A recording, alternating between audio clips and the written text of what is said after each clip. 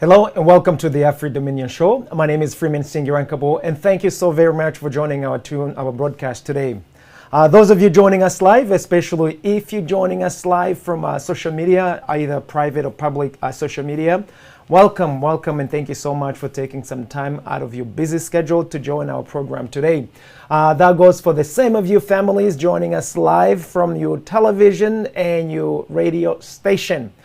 We are super excited that you can find some time out of your busy schedule today and tuning into our program today. Here at Afri Dominion Show, you know how we do it every single day. We speak frankly to you, we speak boldly with you, and we speak with no apologies. Why? Because the content and everything that we discuss here, it's the content, it's that which is really very close to our dear hearts. Meaning we have this stuff within ourselves for such a long time, and we have been so graciously given the opportunity to come forward and to speak publicly about these issues that we care very deeply about, and we make no apologies. And this is our season, and this is our time. It is your time, so I cannot say much of it enough. But I just want to give each and every one of you guys a huge welcome, and come and make yourself make yourself at home, make yourself comfortable. And it is for these reasons that everything we discuss here at Afri Dominion, we discuss it in the spirit of truth, love, and trust. And these are the benchmarks by which we hope each and every one of you to literally scrutinize everything that we do. Use them as benchmarks. Make sure that everything we say, we also actually get to put it in action. Anything that is not in alignment with what we are saying, we really would hope that each and every one of you will take a few seconds of your time and shoot up some feedbacks and let us know that, hey, how is it that this is going this way? However, we see that the reality, it's different. So we want to make sure that what we say and what we do, it's in one accord. It's all on the same wavelength. It's on the same frequency. We have an agreement as far as what we are doing. So that's what we hope to do right now, tomorrow, and next millennium as far as this show is concerned. Especially that what we are doing, it is what we're doing in honor of our families, in honor of our communities, in honor of our nations. So we literally have so much at stake here. Because what you fail to say, what you fail to do, you cannot give the excuse to anybody else but yourself. So the excuse is none other than me and you for everything that we fail to do. Because we only have right now, and we only have today. We only have today that is guaranteed for any action plan that we can actually have something to do. Anything that is for tomorrow, it still is a plan. It's not yet an action. Right now, it's the only time that I'm guaranteed. I cannot fully say that I'll be there tomorrow. Neither can you.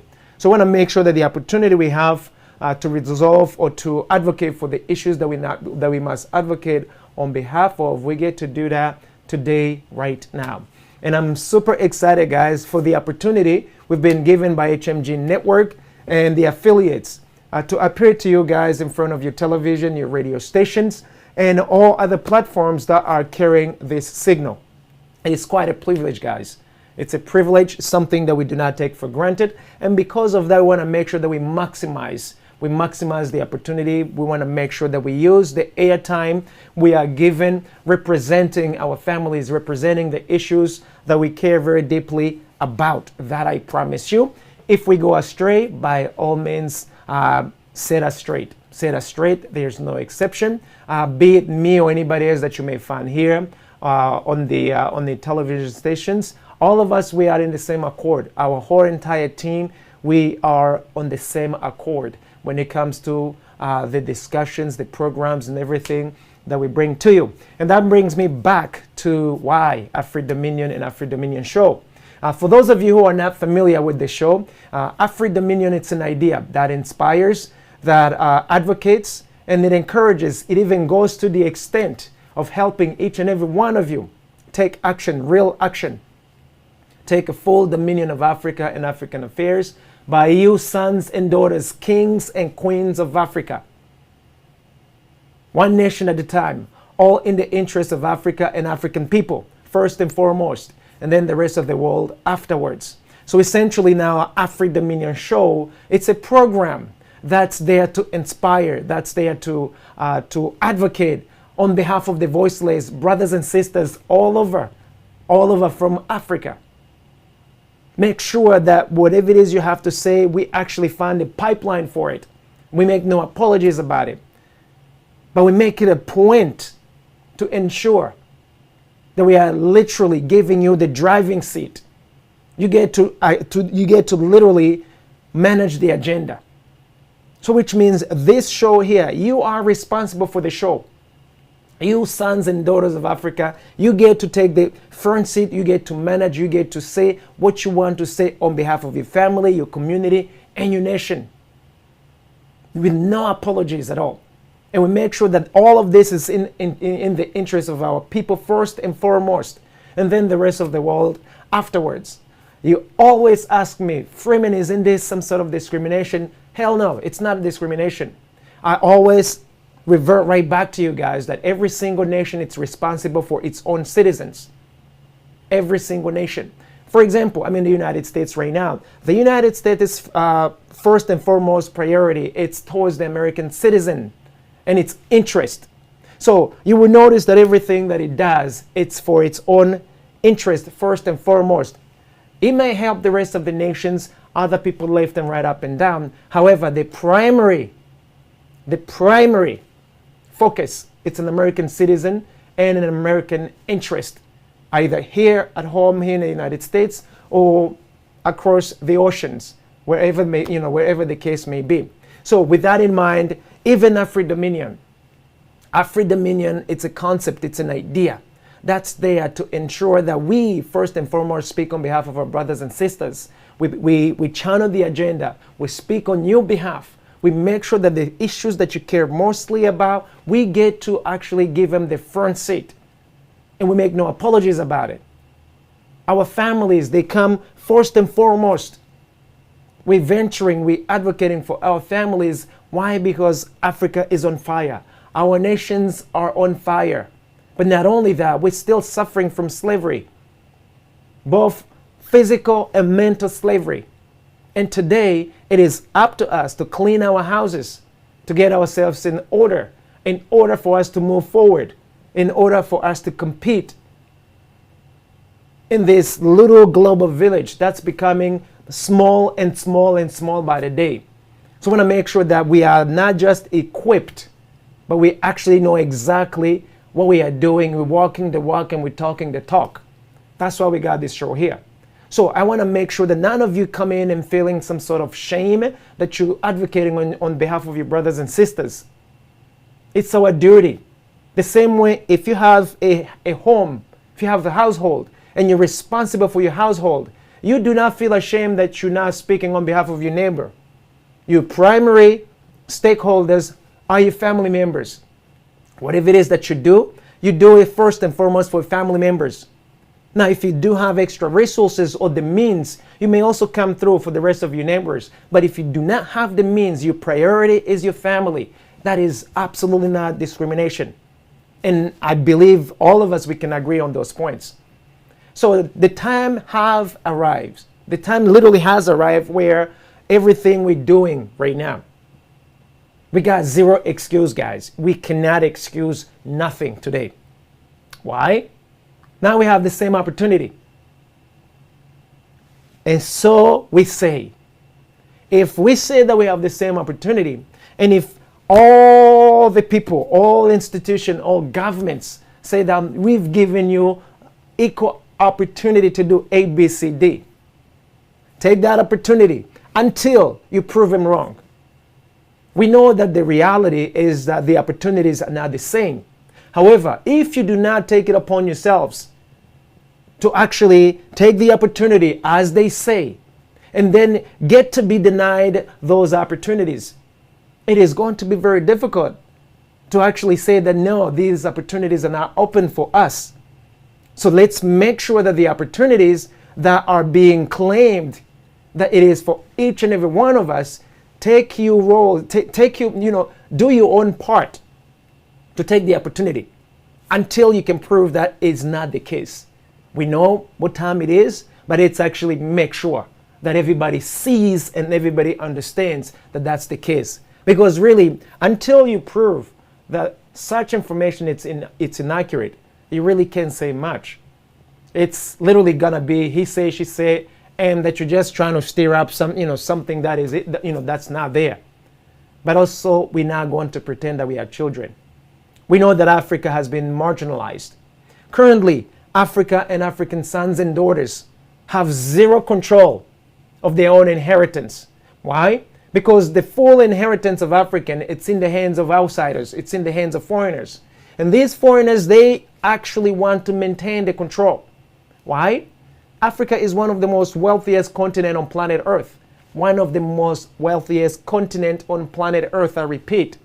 But we are also one of the most poorest people on planet Earth. It's by design currently, but that's what we have to change. Now, also, it is very imperative that you understand that when we talk about this, we're not actually stirring up discrimination. We're not stirring up some sort of revolt and things like that. However, make no mistake about it. The same way any one of the nations fight for what is rightfully theirs, we have an obligation, sons and daughters of Africa, to fight for what is rightfully yours. And make no apologies about it. Gone are the days where you just be a bystander. You just go in the business, yes sir, yes sir, yes sir. No, not today, not tomorrow. It's very important that you stand for who you are, even if it means that you shed some blood about it. Meaning, if someone is shooting you, if you get assassinated, if something happens to you because you're fighting on behalf of your families, so be it. But make sure that if it is an assassination, say what it is. Don't beat around the bushes about it. We've seen a lot of assassinations in Africa for these past 50, 60 years. A lot of, so many great leaders have been assassinated. And they have been assassinated by the nation, these great nations that we reside in today. Some of these nations hosting us have been assassinating African leaders for centuries, for decades. And so I don't see how it's going to be any different if we don't do something about it, us, sons and daughters, kings and queens. Now, there's a conflict of interest about all of that, and we will get into that a little bit later on. I just wanted to make sure that you guys are really in the know and you understand why the program is what it is. We want to make sure that everybody's clear on this issue. Everybody's clear on what we are doing, so that you won't waste any of your time.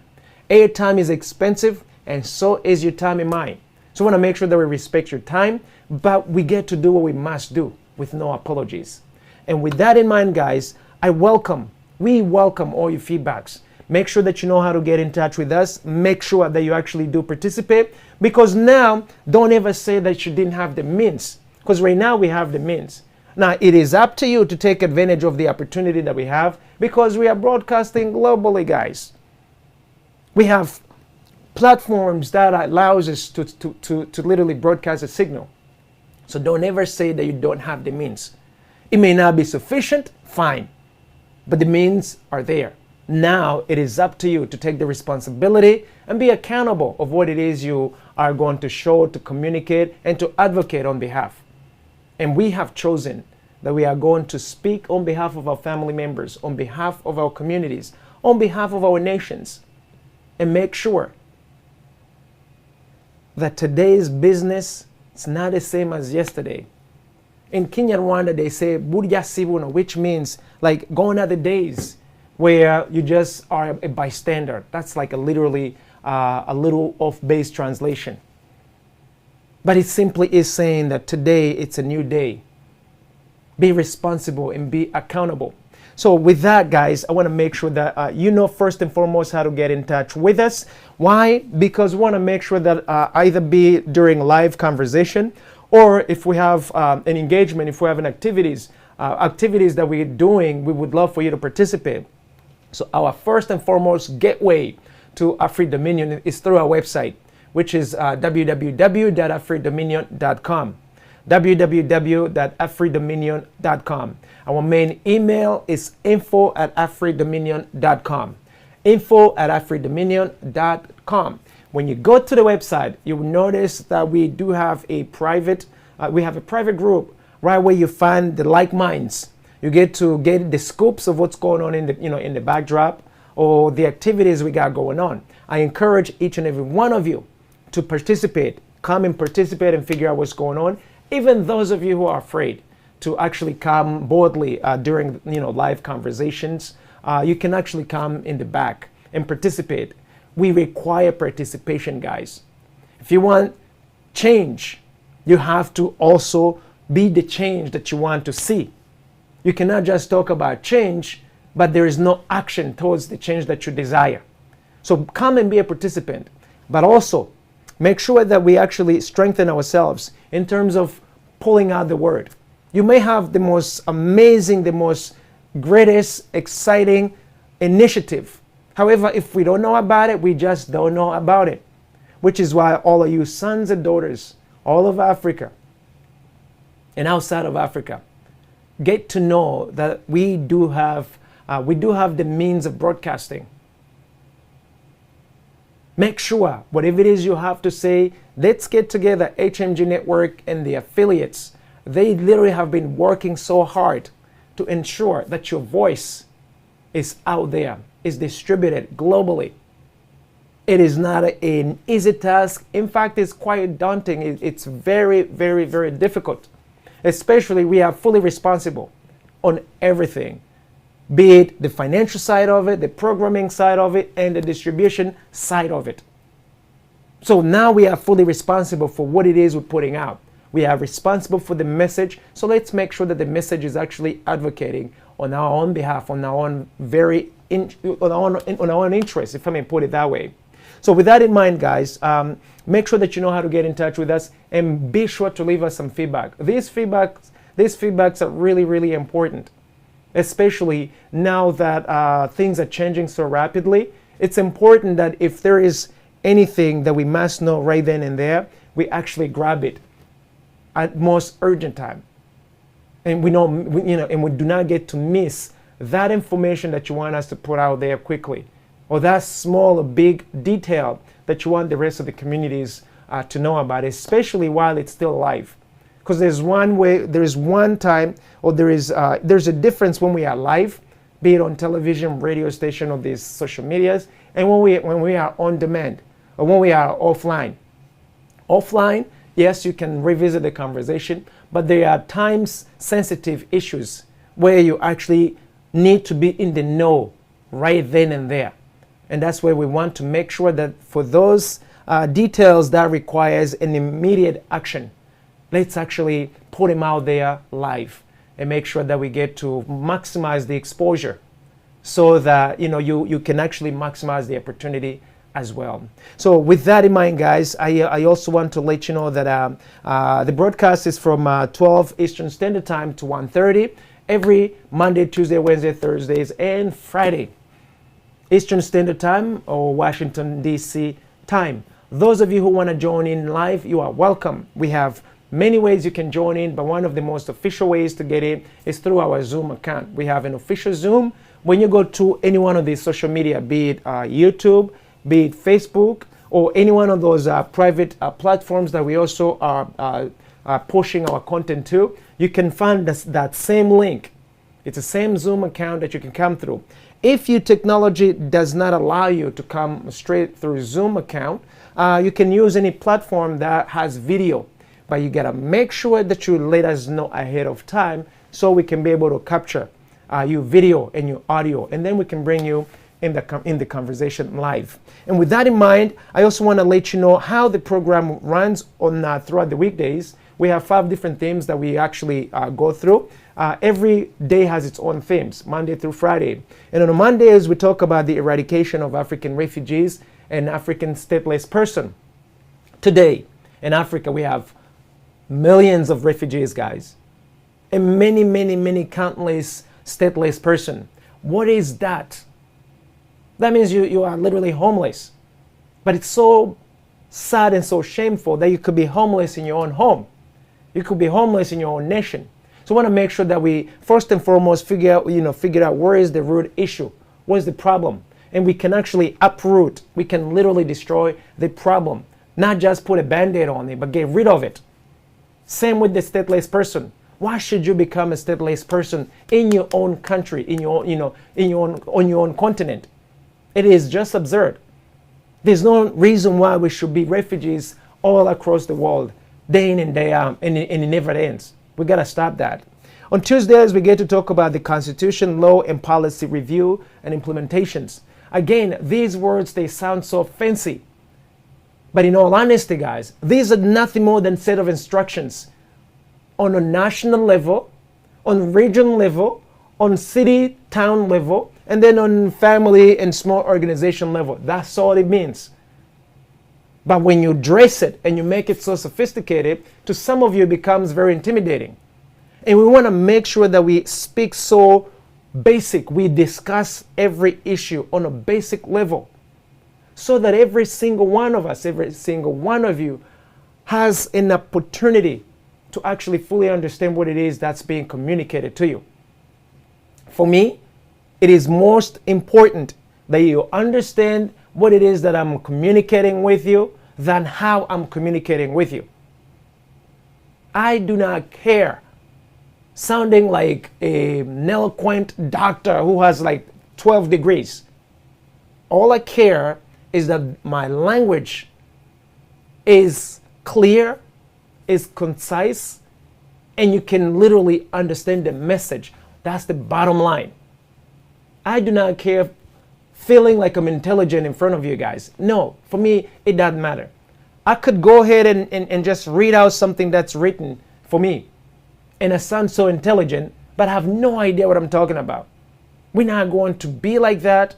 Certainly not me. I'm not like that. And besides, I am Singirankabo. Means I don't do it like they do it. So I am not going to copy you. I'm not going to try to be like you. There's only one me, and I am enough on planet Earth. And so are you.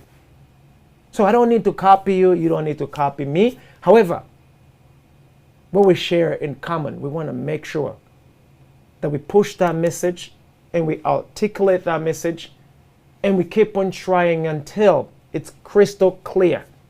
That's really what I really want to get across to you guys. So on Wednesdays, we talk about our testimony, and we get the opportunity to write our own history. I always say African history has been buried for centuries, decades.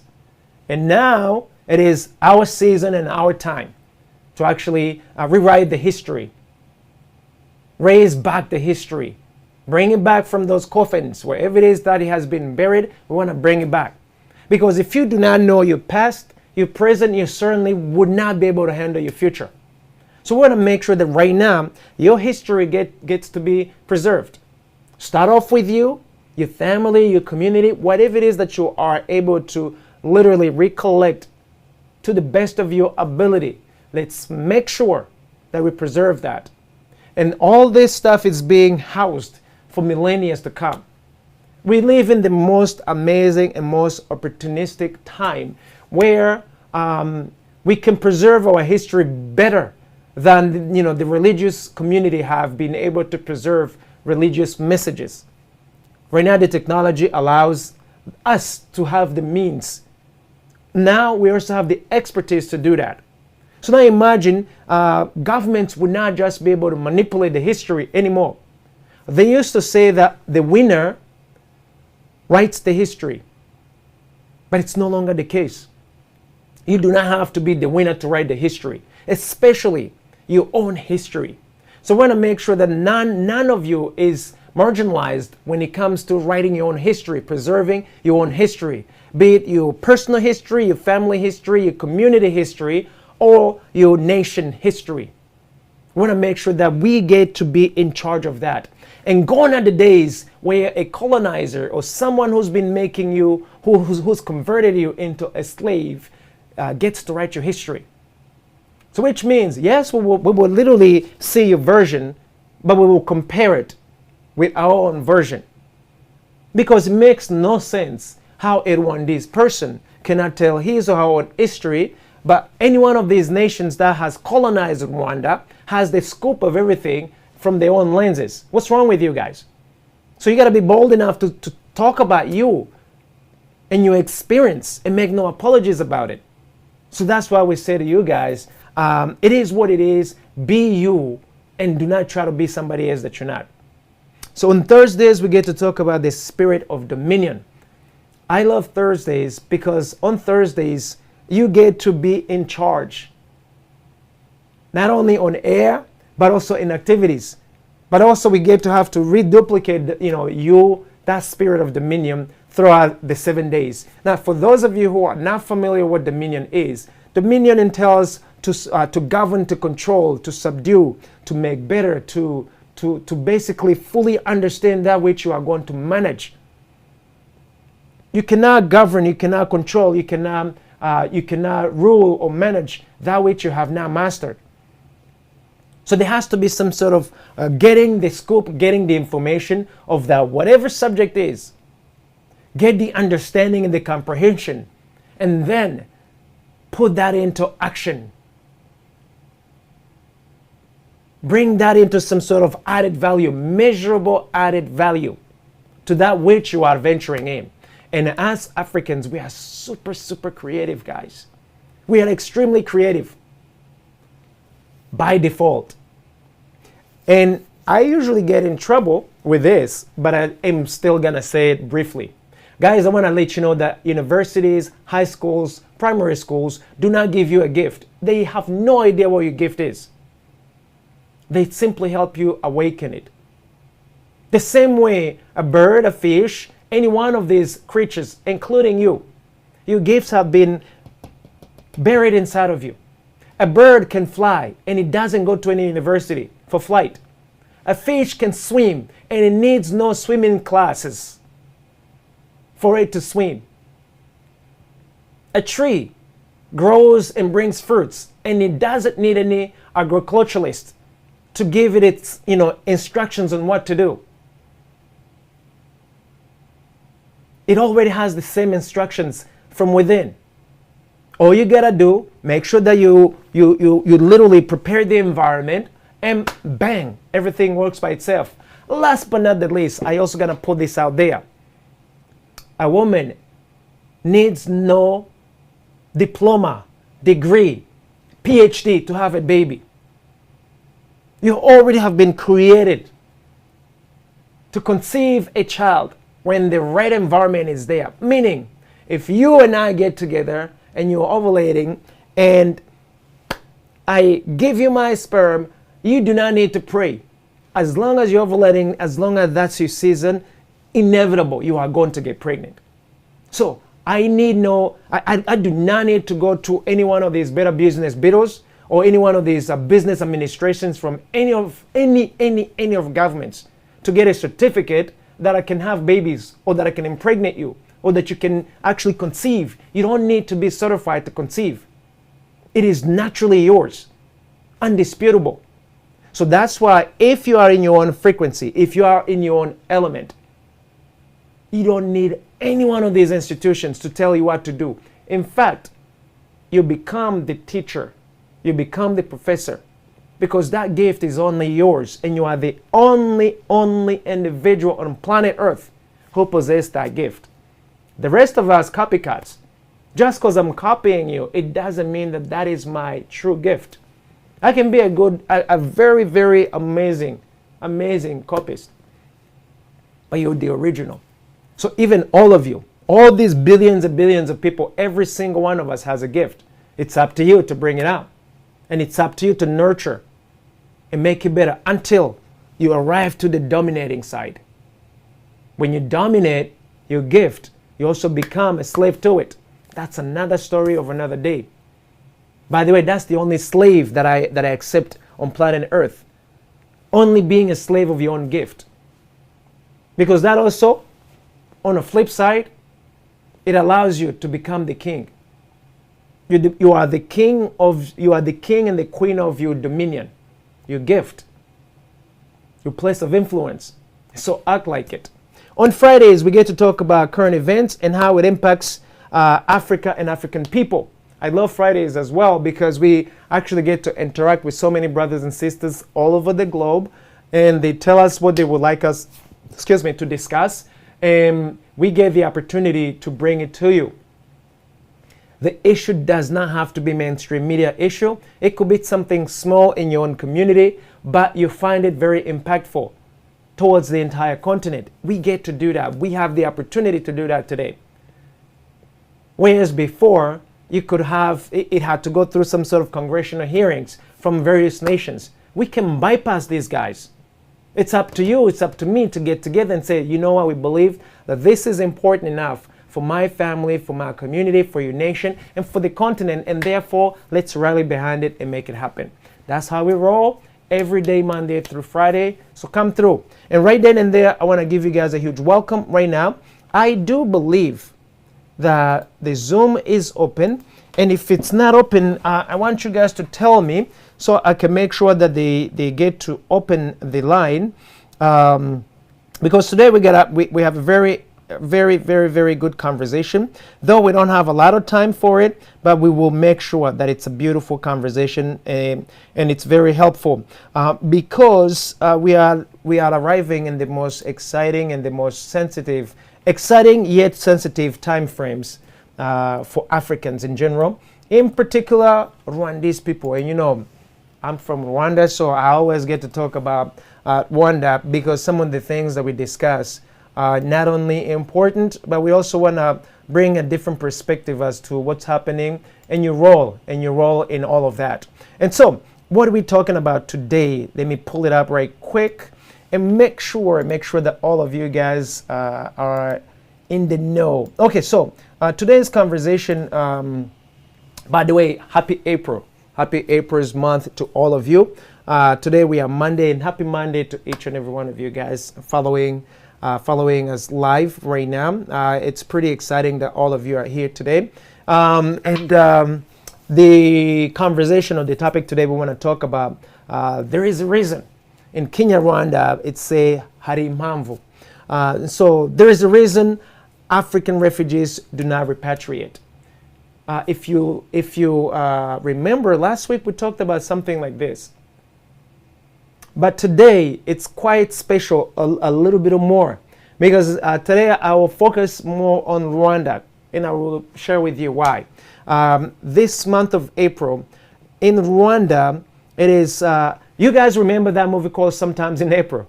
It talks about Rwanda. If you've never watched it, check it out. But for those of you who aren't familiar, in 1994, in Rwanda, we had a genocide.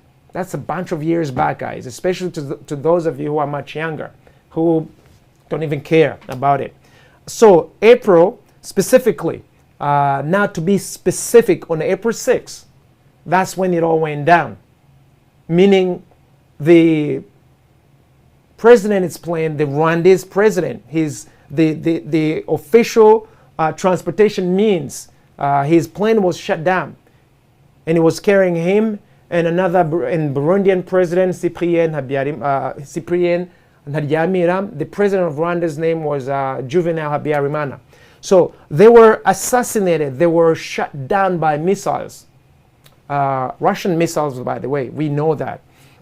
And then right afterwards, the war started. The killing started. We're talking about butchering, like you're butchering animals. People were literally killed in so many various ways. Machetes, knives, guns, grenades. I mean, anything and everything that killed people, I think it was actually practiced on them during that time. And some of us were there. And so the whole month of April, from April 6th all the way to July 19th, to be specific, the killing was going on. Why July 19th? Because the rebel took power on July 20th, 1994. I want you to understand why we sort of like specify. The international community, they love to say, oh, they 100 days, they were killing each other. Why? Because everything likes to be just put in one basket. They round off everything. And they also say about 800,000 people to 1 million people were killed. The truth of the matter is they've never been an official count. That is the truth of the matter. In fact, some of those numbers were cooked in some of these buildings here in the West. And that's a fact as well. So we're going to get into that later. So the month of April is very is very significant to the Rwandese community, and it's almost like a mourning month. Officially, I believe now they have like 1 week of remembrance, where they remember not everybody, Tutsis, Rwandese people of ethnicity Tutsi. So they are remembered during the month of April during 1 week. I believe it's from the 7th all the way to the 14th. And now I want you guys to understand why we're doing this. For us, we're doing it for the whole 90 to 100 days. Why? Because the narrative of the government, the narrative of the international community does not match the reality on the terrain. And I would explain myself. So the whole month of April, it's very significant, very important to Rwandese people. If you know any Rwandan person, literally guys, doesn't matter what ethnicity they are, just reach out to them and just give them a little condolences. I literally kid you not one single Rwandese family, not one of them is excluded from everything that has happened. Every single Rwandese family has lost a person during the whole warfare from 1990 to 1994 and beyond. We're still losing people today, but that crucial time period of 1994, we've lost a lot of people. And then when you go a little further, up until 96, even more people were lost. And I'm going to get into that because it has a whole lot to do with our topic for today. So, are you bold enough to reclaim your humanity and self-worth? That's another question that I would really like us to marinate on as we going through the experience today. And are you willing to fight and shed blood for that which is rightfully yours? I even touched basis on that a little bit ago. And then, of course, I'm giving myself, I'm using myself as an example, or Rwanda as an example, because I know a little bit more.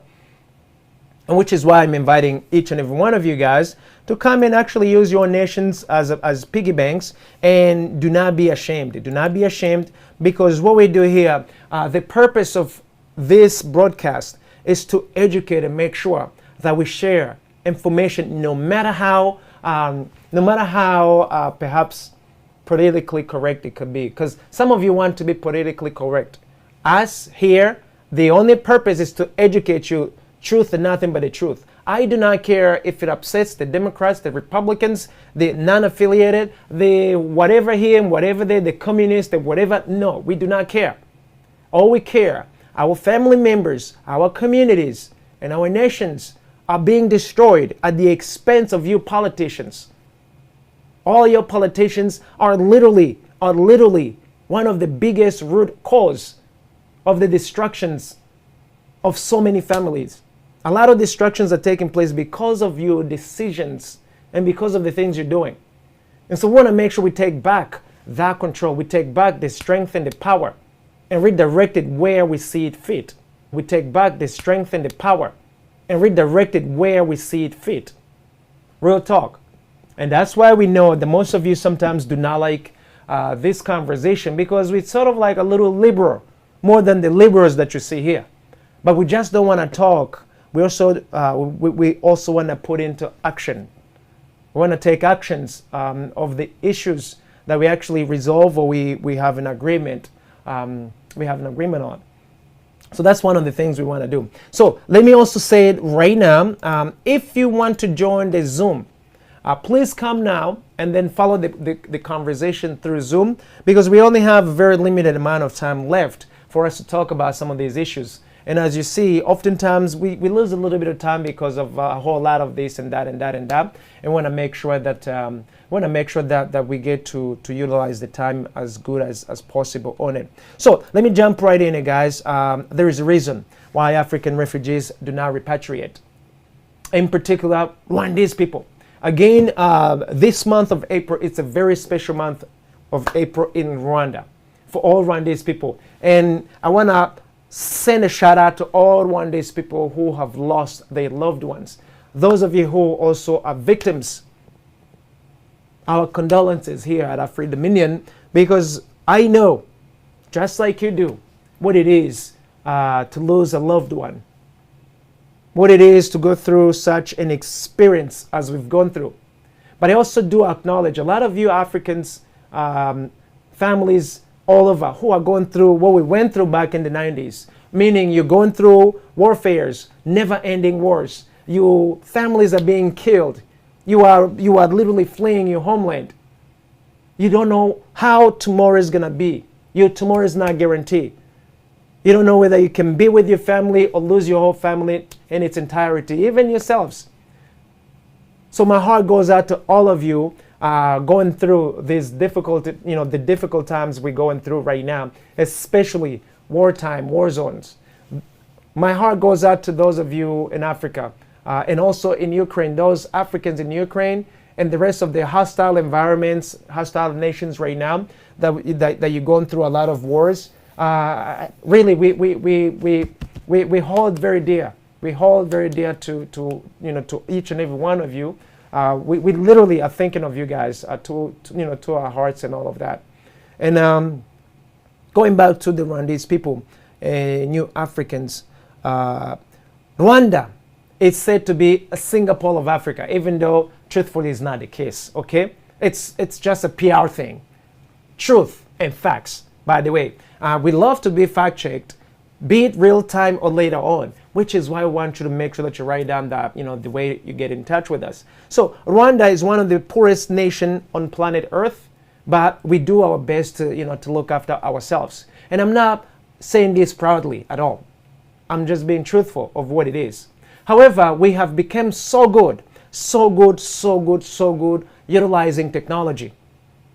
We have gotten in touch with the lobbyist community that literally have cleaned the image of our nation in the most amazing way. We've got to connect with advertisers who are so on point with the messages that go out there. But the reality is horrible, guys. Do you know that today we have Rwandese refugees? Not only refugees, but also those who are stateless, who have no papers, no documentations. Now you wonder, if we have a Singapore of Africa, why is it that we still have refugees? Except in Africa. Here in the United States, for example, do we have American refugees? I mean, that is even the sentence, do we have American refugees? It's almost laughable. Because those words do not actually ring bells in everyday American citizen. You would not be on any one of these networks talking about American refugees, they're seeking for your help. No. However, we did have internally displaced people, refugees. You can call them refugees, but I would say internally displaced citizens. For example, during Katrina time, anytime we have hurricanes and the weather, when the weather is bad, some of your homes are destroyed. FEMA goes out there and they pull out tents, they pull out places, families that can take you in. You go through that here. But the extent by which the federal government takes care of families, even though it may not be adequate, because we know we have our own issues here as well. The bottom line, issues are taken care of. Africa, in particular Rwanda, right now, there is no official count of how many refugees are there. Not because they cannot tell, but because they just don't even want to tell. They're not interested in mentioning that there are refugees out there. Now, there is a reason, which brings me to today's discussion. You see, right after the plane of the President Habyarimana was shut down, influx of refugees from Byumba, which is the northern part of northeast part of Rwanda and northern part, we already had internally displaced refugees. Because when the war was going on from 1990 all the way to 1994, you cannot live side by side with guns and bullet, guys. It's impossible. So the things you see in the movie, when warfares do erupts, literally people have to flee. If you love yourself, you have sense. You have some sense to let you know, be out of harm's way. That's why you have Red Cross. That's why you have the human right organization for refugees and all of that. They're there to simply ensure that you can, they take you in. However, refugees, it's a business, guys. A refugee business, it's one of the most deplorable, one of the most horrific business you can have, because you literally are building a business on the top of someone else's, well, I don't want to use a bad word so I don't get kicked off the air. Your experience as the refugees, it's like you are dying.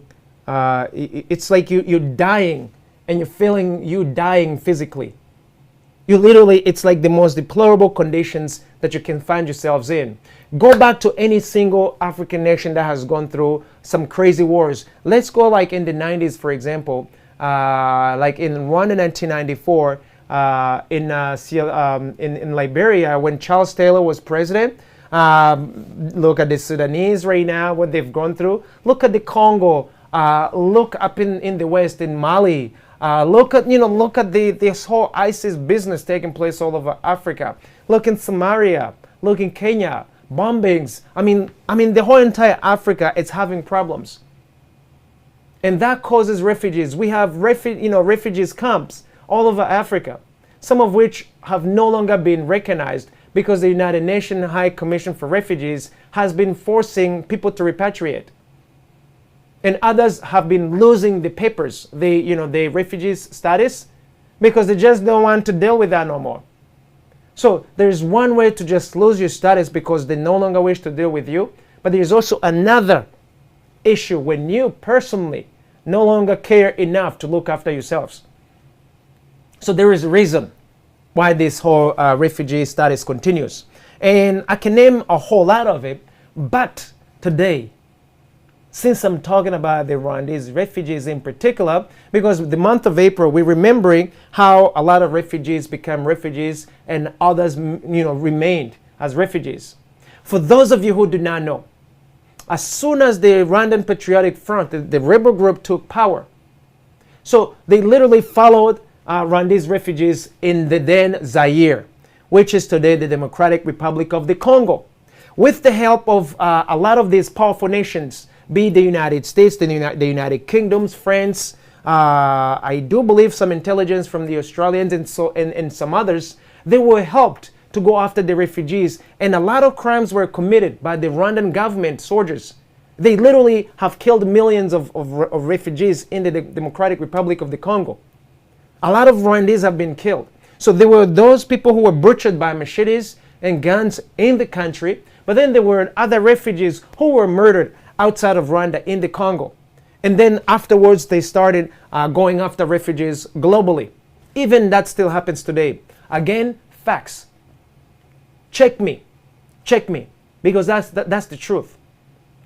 And I am saying this knowing the full impact of what I'm saying. So that's why I'm saying check me. So from 1996, actually even as early as 1994, but in 1996, 1997, it got worse. Refugees, they were literally killed by the Rwandan Patriotic Front. It had then converted itself as the Rwandan Army or the Defense Forces. So they went to the Democratic Republic of the Congo and wiped out as many as they could wipe out. The rest of them were repatriated. Minding you that the Red Cross was there, the United Nations High Commission for Refugees were there.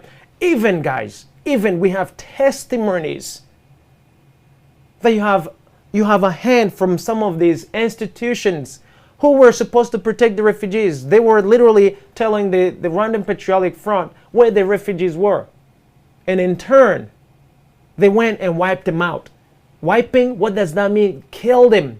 We're not beating around the bushes as to what has happened.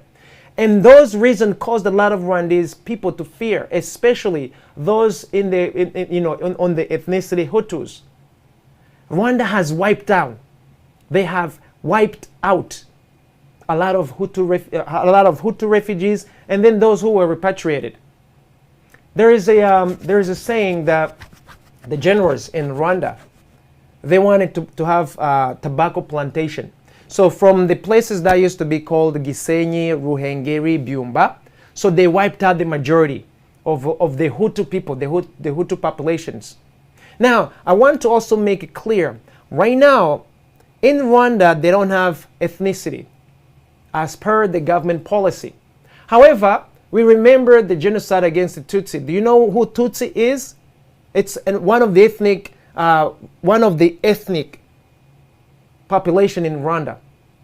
So if in the constitution of Rwanda, we remember the Tutsi, but they do not acknowledge the Hutus and the Twa. Rwanda is comprised of 3 ethnicity groups. The government says we do not talk about ethnicity. However, they force you to remember the Tutsis. I want you to follow me. And not only that, when it comes to refugees, they went inside of the Congo, repatriated all the Hutus and the Twa, killed as many males as they could potentially kill, as they could wipe out. Didn't go through the legal channels, didn't go through the judicial channel, they just wiped out people. And again, I know what I'm saying, and we have the proof, guys. I thank God for technology. We've been collecting testimonies of live people who are survivors. So from 1994 up until today, Rwandese families have been wiped out. Be it a Hutu family of ethnicity, be it Tutsis of ethnicities, be it Twa of ethnicities. Now there is the genocide that took place, and then there is the after genocide, which is why you hear sometimes the rhetoric that there have been many genocides. Hutus were completely wiped out, Tutsis were wiped out, the Twas were already extincting. We have very, very few Hutus of ethnicities Twa. But the government of Rwanda today does not recognize it. So given the experience of how they wiped out so many Rwandese of ethnicities, Hutus in the Congo, on the watch of the United Nations, we are not afraid to say that. The Americans knew about it, the French knew about it, the United Kingdom intelligence knew about it. The Chinese knew about it because they were in the, they literally were in the region. And so so were the Germans and the Australians. That is public information, very readily available. So, and then some of these coordinations were being actually done by these, by these powers. Minding you, the Rwandan Patriotic Front, or the Rwandan government, was being helped by the United States, the United Kingdom. There were some Russian through Uganda. I mean, they literally helped the war. Which is why it is complicated when we talk about these issues. Because they've never been anywhere you will hear the United States openly, you will hear the United Kingdom openly, you will hear France openly, except of course the genocide. France has actually been openly pointed our finger towards too. You could not hear the Australians, the Chinese, the Russian, none of those guys. But I just want to make it clear, all of you go check. The United States, the United Kingdom, France, Russia, Germany, China, Australia, they all were involved in one way or the other. Now, it could be debatable to what extent this person or that country has been involved. But one thing that is unequivocally you cannot refuse. Rwanda makes no guns. Rwanda makes no weapons of mass destructions. The Rwandan Patriotic Front, they were given the means, they were given the training, they were given even the finances to carry out the war. The Rwandan president missile that shot the plane, it was given by the Russians. Public information as well. Yet Russia as a nation has yet to be asked about that. Uganda as a nation has yet to be asked about that. All the stakeholders in the operations have yet to be asked about that. So now you have Rwandan people of ethnicities Hutu and Twa who have been torpedoed. Remember, the Tutsis had just been killed. And by the way, oh God, this is gonna be, this is like one of those complex, horrific ethnic cleansing in the history of the 21st century that's taken place under the watch of all the main powers. And sadly to say, with a hand in it. Rwandan was like a collateral damage. a gateway towards natural resources. If I would tell you that it was already acceptable that minimum of 50,000 casualty were supposed to die before April 1994.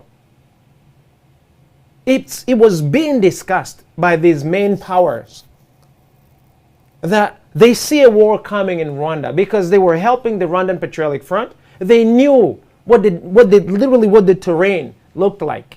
They knew what they were doing in the background. They already had said, worst case scenario, we see 50 to 100 people dying. And it was okay in the books of the stakeholders who were going after their own interest. Now tell me, if your family was among those 50,000 that had already been predetermined that you were supposed to die, would that be okay with you today? Would that be okay with you today? And then afterwards, if it was determined that there is a necessity to clean,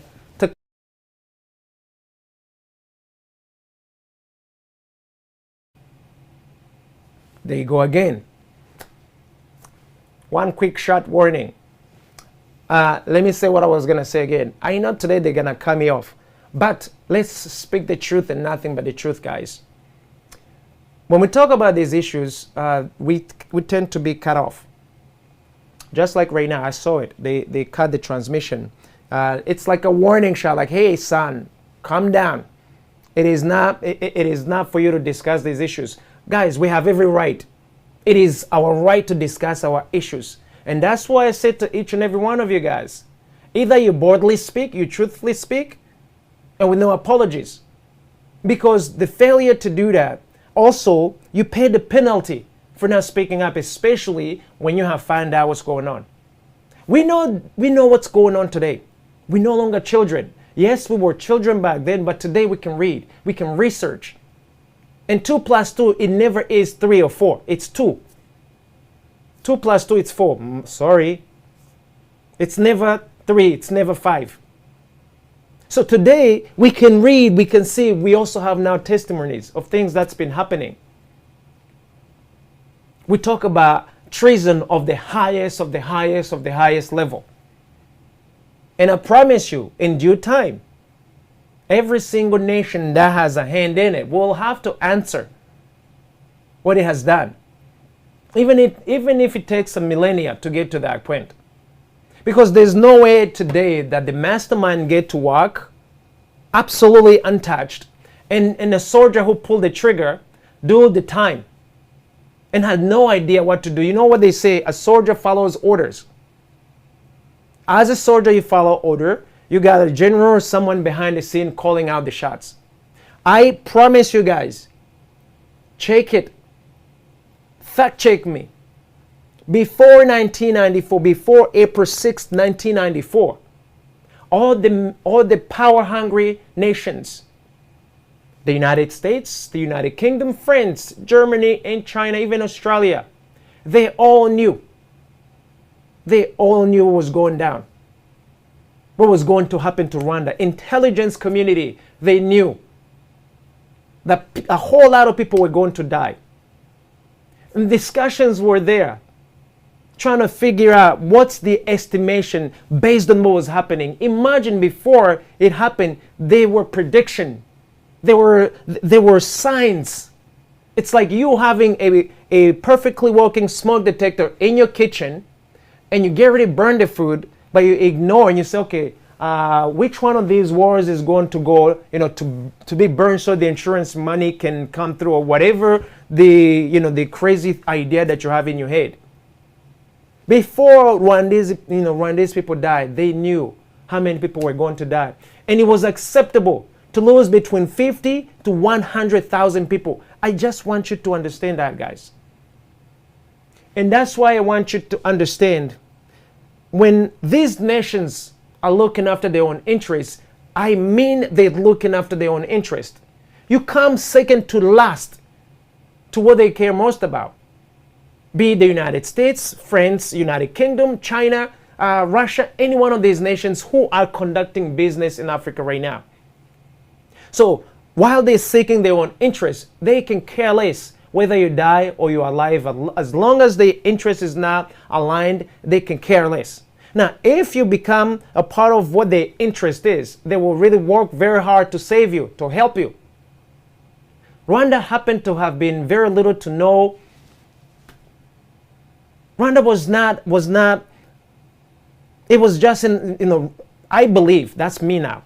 I believe that Rwanda was just in a wrong location on planet Earth, wrong time, because they just wanted to get to the Democratic Republic of the Congo. In Rwanda, we have nothing in terms of natural resources the United States wants, that China wants, the United Kingdom wants. But strategically, we have something else that they have, land. Right now, Rwanda, the same as other nations that are housing AFRICOM, now the United States and some of these nations, they actually can bring the army to police the rest of Africa, to police the rest of the world. They can come in and fuel and take off. They can run operations from there. Now we are helpful. We add value to we add value to the interest, or we actually are valuable when it comes to the interest of the United States and some of these nations that are operating in Africa on the Rwandese soil, for example. Now, before that, all eyes were on Zaire, which is the Democratic Republic of the Congo. And Rwanda was the only opening, willing fella who could do it. And Rwanda has already been decided that Habyarimana, the president, had to go because he had refused to allow the stakeholders to go and get rid of Mobutu Sese Seko, who was the then president of Zaire. Remember I told you that it gets complicated? It does get complicated. Going back to the refugees side of things. So when these nations were helping the Rwandan Patriotic Front to take over the nation, the country, the liability of refugees was also fully aware. As early as 1996, which is that's another story, that's how we arrived here. That's how I arrived here. Indirectly arrived here because of that. I will get into that later. But we arrived here in 1995, and then in 1996, they were wiping out people. Now, when they were killing people, when the Rwandan government, the today's Rwandan government was killing refugees, the United Nations knew about it. They even did a little bit of helping on their own. They were pointing out where the refugees were running. How do we know today? We have live recordings today of some of our colleagues, some of our Rwandese people who were running in those forests by foot, telling us we could see the helicopters with the United Nations logo shooting at us. And so, consequently, a lot of them who survived, they decided to just keep on moving far and far away from Rwanda. Those who were captured, most of them were killed. The rest were put in prison. Some of them have rotted in prison. Never had justice. As long as you're a Rwandan of Hutu ethnicity, you immediately went in. The same way that a Rwandan of Tutsi ethnicity, you were being butchered on the on the road, on those broadcades. So it is so twisted, it is so horrific, and it is so systematic the way it was done. So meaning, one race was done horrific things, and in turn they literally did the same thing to the next race.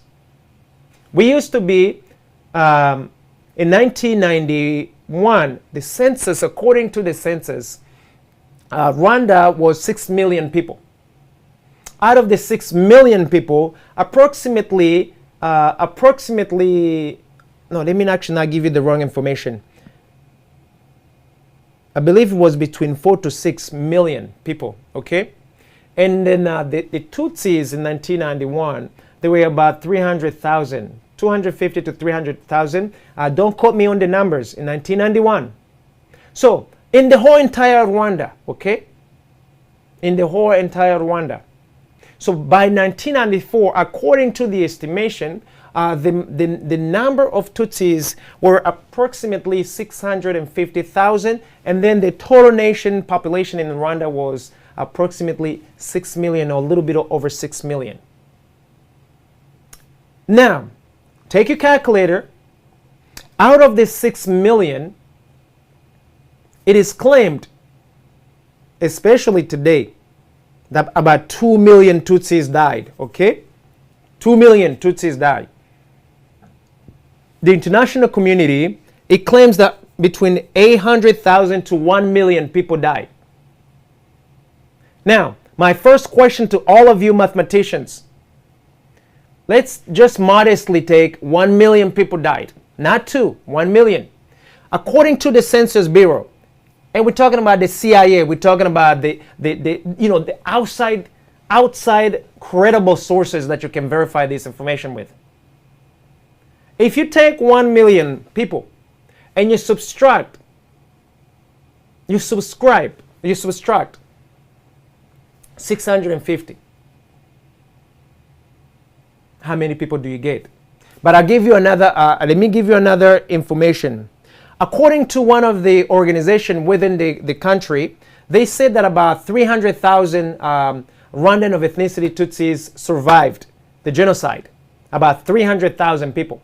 Now, in Rwanda, according to the outside numbers, worst case, if we were producing according to the calculator, we could not have gone beyond 650,000 Rwandese of Tutsis ethnicity. So 650,000 minus 300 who survived, we see about 350,000 Tutsis legitimately who were horrifically killed.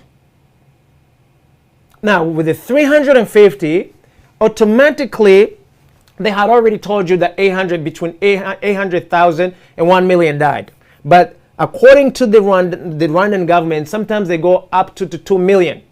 So when you take worst case scenario 2 million minus 350, you get 1,650,000 people who died. If you take 1 million minus 350, you have at the very least 650,000 other races who have died, during that 100 days of killing. And the question becomes, who are those other people who died? And I submit to you, out of the 6 million population, Rwandan have lost about 3 million Hutus, Rwandan of ethnicity Hutus, that are never remembered, never recorded, because it's just not sexy. The narrative is that the Tutsi have died, and we want to crucify all the Hutus, all the Rwandan of ethnicity Hutus. But the truth of the matter is, the Tutsis have been horrifically killed, about 350, worst case scenario 400,000 of them, because 300,000 of them survived. And the census could not have had more than 650. The rest of those has to be Hutus, a little bit of Twa, and the foreigners. And we did not have a lot of foreigners in the nation, truthfully speaking. Verify this information with your intelligence. Whatever nation that you are in, check it out, and you'll find that to be accurate.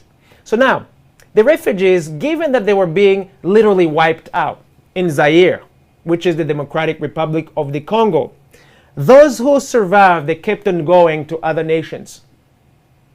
We're talking about Angola, Malawi, Zimbabwe, Zambia, the Congo Republic, the West. They literally scattered all around Africa, and those who had the means, they went as far as Europe, even the United States, and the rest of the continent. They remember, they've seen with their eyes what the Rwandan Patriotic Front has done with the help of these big nations, minding you, with the help of the Red Cross, with the help of the United Nations High Commission for Refugees. It is not something we need to hide. That is truthfully what has happened. And when I say we have testimonies, guys, we have live video testimonies. So when I say that the story of Rwanda, the truth and nothing but truth, is beyond what you guys have been fed for these past 28 years. It is why today the Rwandan government has changed the narrative. Last year, for the first time, the Rwandan government have openly say, yes, we acknowledge that some Rwandan of Hutu ethnicities have also died. They literally acknowledge that. However, for these past 20 plus years, not one single Rwandan person of Hutu ethnicity is allowed to mourn their loved ones. You can't even bury them. But worst part of it, we have bones up in the open for these past 28 years of not just the Tutsis, the Hutus, the Twas, and the foreigners, all mixed in those museums. They don't want to bury them because they want to make you guys feel bad every single day. They want to tell you, they want to show you what a horrific Rwandan Hutus are for having butchered those people. But not only we have Interahamwe killing people, you also have the Rwandan Patriotic Front killing people with machetes and all of that. Testimonies are there. But not one single one of them has ever faced justice up to this very moment. So going back to you refugees and those who have actually survived. So you scattered all around the world and you do not want to go back to Rwanda. They do not want to go back to Rwanda. Why? Because the last memory they have is them actually being literally haunted by the Rwandan Patriotic Front, which is the current government in Rwanda. Now the haunting has not finished. If you are now haunted physically, now you are emotionally haunted, because now they actually call you a genocidaire. You could be a child who was as little as 1 or even before you were born. Today, as long as they know that you have a family from the Hutu ethnicity or a mixture, or if you're just no longer talking on the same course or the same wavelength with the Rwandan government today, you are immediately labeled a genocidaire or a genocide denier. Me, I have a category of my own because of my big mouth and me speaking to you all openly like this. Why? Because the narrative have been fixed so that every Rwandan of Hutu ethnicity and the Twa be wiped out. And then every Rwandan of Tutsi ethnicity, they are victims for life. Everything has to be done to them. But before the war, Rwandans were intermarried. Literally, we have many families who are mixed. In fact, right now, look at me. They used to measure people on their personal features. I gave you guys my testimony. I literally faced death so many times during the genocide time. Literally. I even got to feel the machete on my body too, just like those guys who unfortunately died. So, but would you be able to tell who I am? Right now, I am one of the most horrific person that the government wants on planet Earth, the Rwandan government, because of my big mouth. However, I am so driven by truth and nothing but the truth. That the truth come out. And you, the international community, in due time, we are going to ask you to account for your role in it, because we know not only you've helped the Rwandan Patriotic Front, which is the current government, but you also covered the atrocities that they've committed, including the genocide. They've participated in the genocide ahead of time. Not only you knew that people were going to die, you have never raised any alarm. I mean, there's so much we are going to ask you.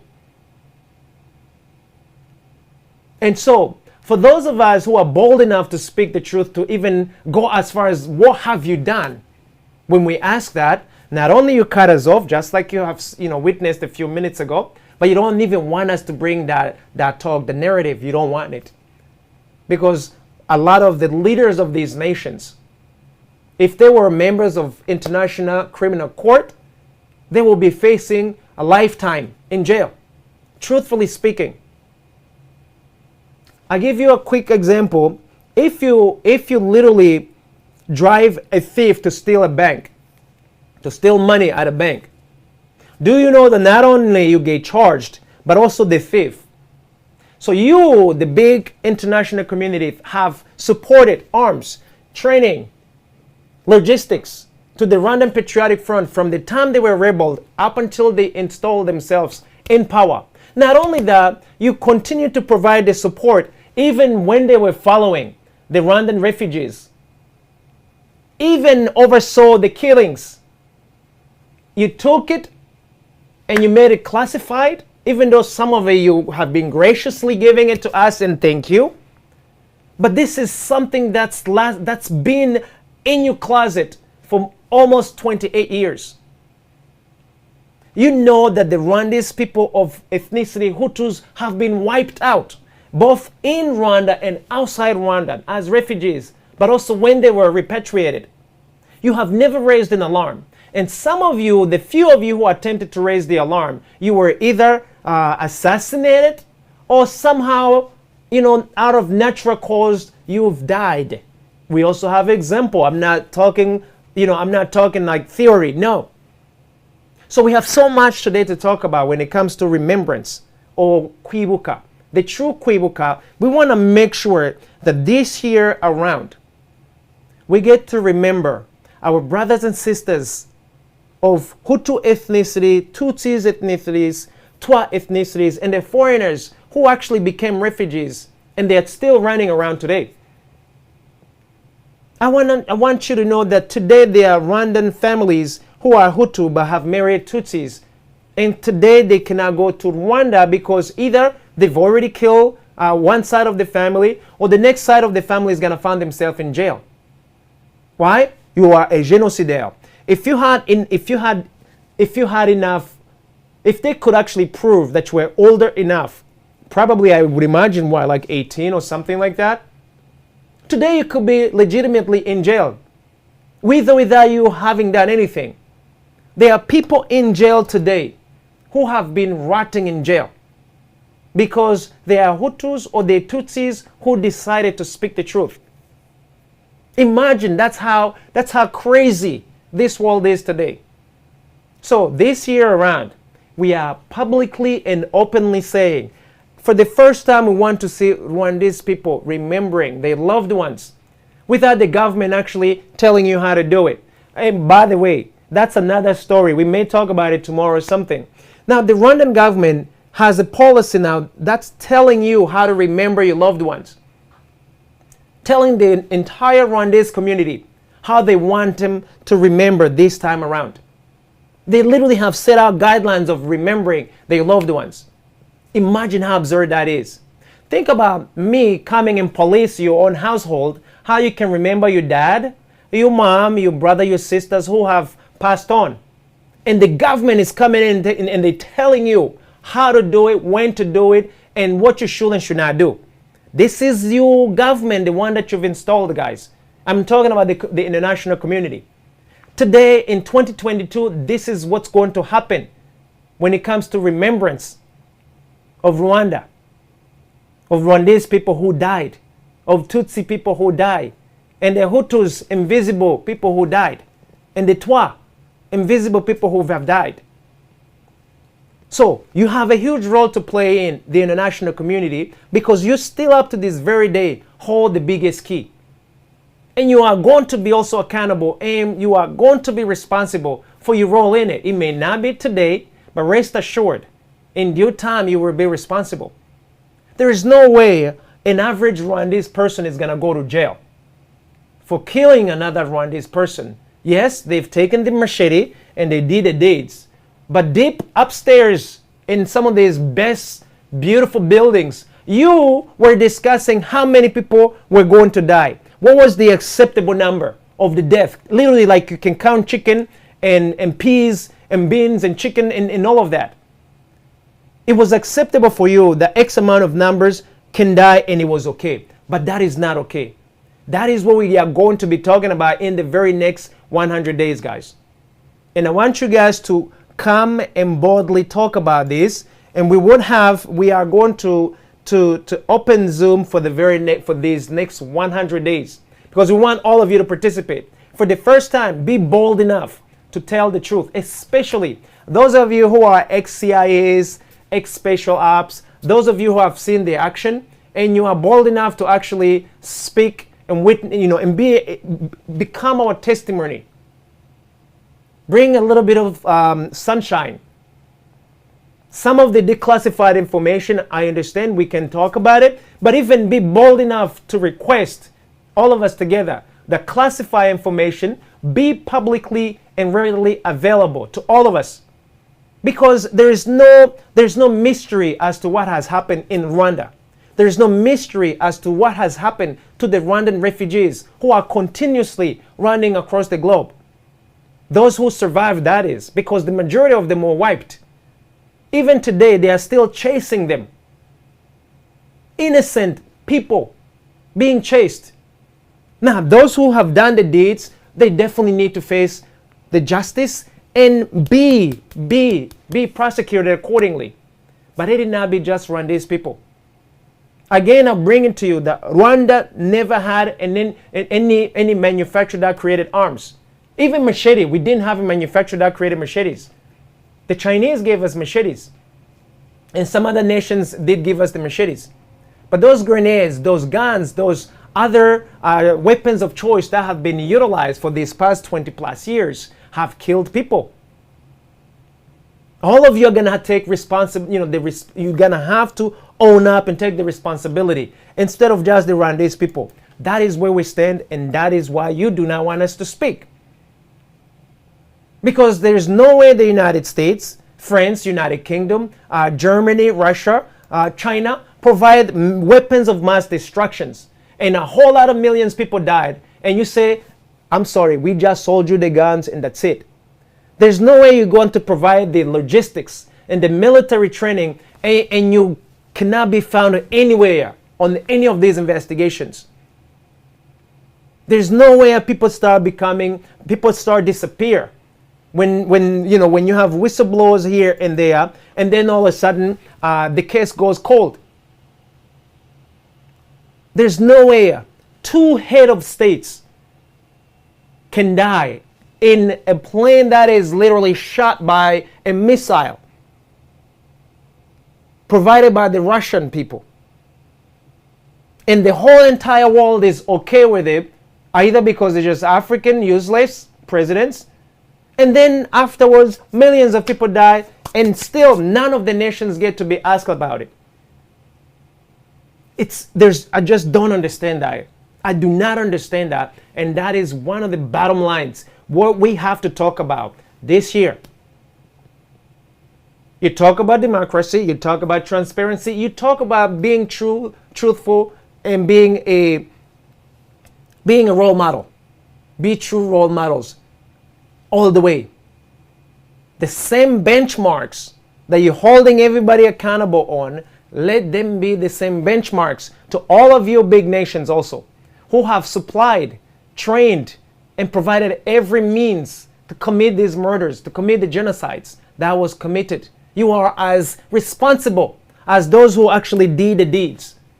Now the question becomes, to what degree are you going to accept your responsibility? I am told that my time's up. A huge shout out to all of your families, Rwandese people, Burundians people, other foreigners who lost their loved ones. There are so many of you. Some of you who have yet to speak up publicly, we welcome you on HMG for these very next 100 days. Come and speak your piece. Come and give your testimonies. We will have time for it. We are going to make sure that we speak all that we want to speak about. This is history. This is preserving our own history. We welcome each and every one of you who have the information. Let's make sure that we set the record straight. Those of you who need to be prosecuted, so be it. But do not allow someone else to take your fault just because you're a superpower. Because we know there are those who already have taken your place and died.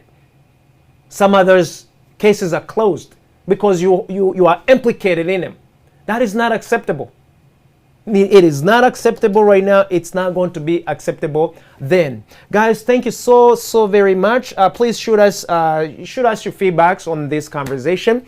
And again, from April here at HMG in Afri Dominion, we are going to celebrate life of the Rwandese people who have perished during these conflicts that has wiped out 4+ millions of people, but also in the region, more than 12 to 15 million innocent lives have perished. And none of these great, powerful nations have yet to respond to one single death.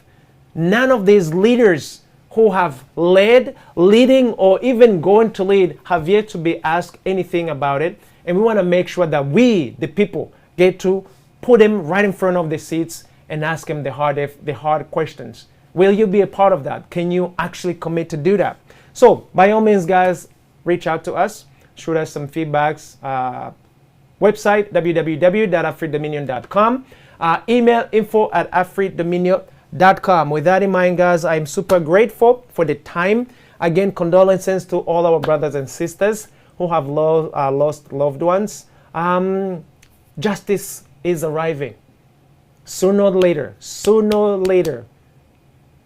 and very soon, we are going.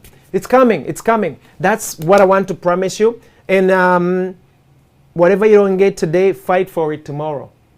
And fight like hell too, with no apologies. So with that in mind, guys, I'm Freeman Singirankabo here at AfriDominion. My apologies that I ate some of the time, the airtime, but it is nothing but love. Until next time, guys, I wish you all a super fantastic afternoon.